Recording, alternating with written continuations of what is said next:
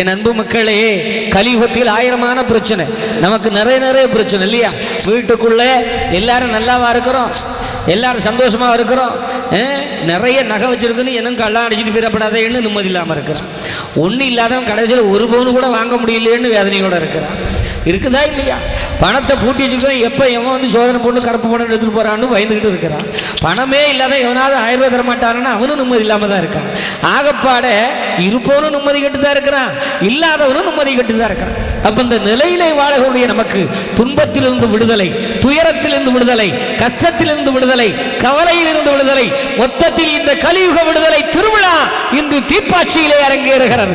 எல்லோரும் கரங்களை தட்டி மகிழ்ச்சியாக. என் அன்பு மக்களே, இது சாதாரண இறைவன் அல்ல, நம்மை வாழ வைக்க வந்த தெய்வீகமான இறைவன்.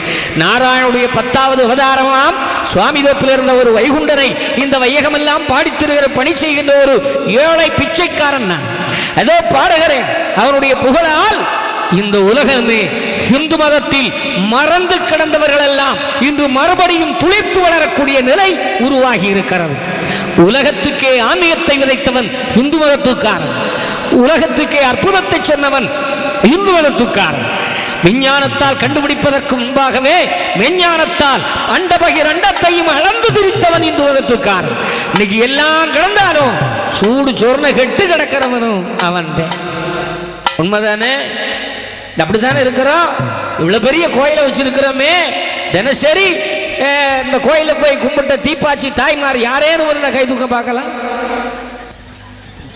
தினசரி அதான் தினமும் இந்த கோயில போய் சாமி கும்பிட்ட தாய்மார் யாரேன்னு கை தூக்க பார்க்கலாம். நிலையை பார்த்தீங்களா?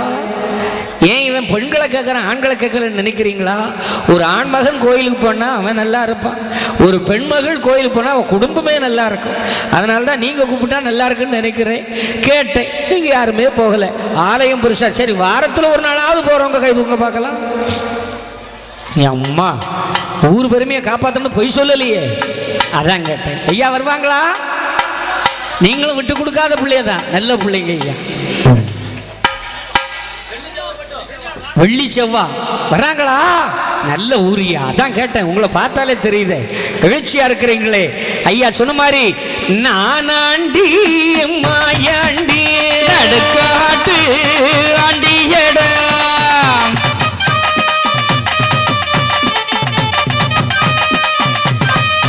எப்பா கோனாண்டி குருவாண்டி குடி கொடுக்கோ ஆண்டியட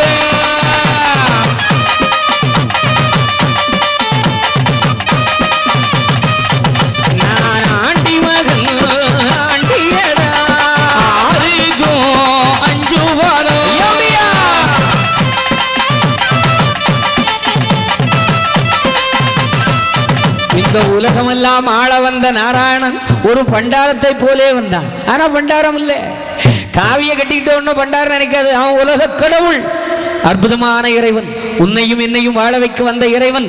அந்த வாசமுள்ள மலவரைந்த அந்த வைகுண்டநாதனுடைய பாசமுள்ள பிள்ளைகள் நீங்கள். உங்களை வேண்டி பணிந்து இந்த புகழை பாட வந்திருக்கிற. நல்லா கேளுங்க, உங்க கஷ்டம் போகும். நல்லா கேளுங்க, உங்க கவலை தீரும்.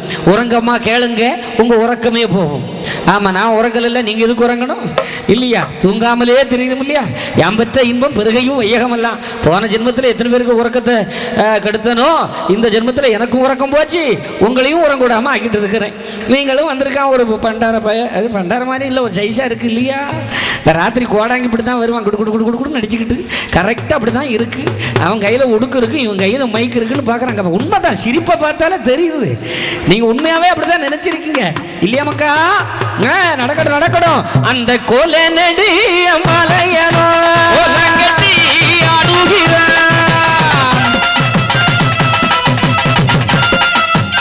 மக்கா கூத்தாடி சித்தனோ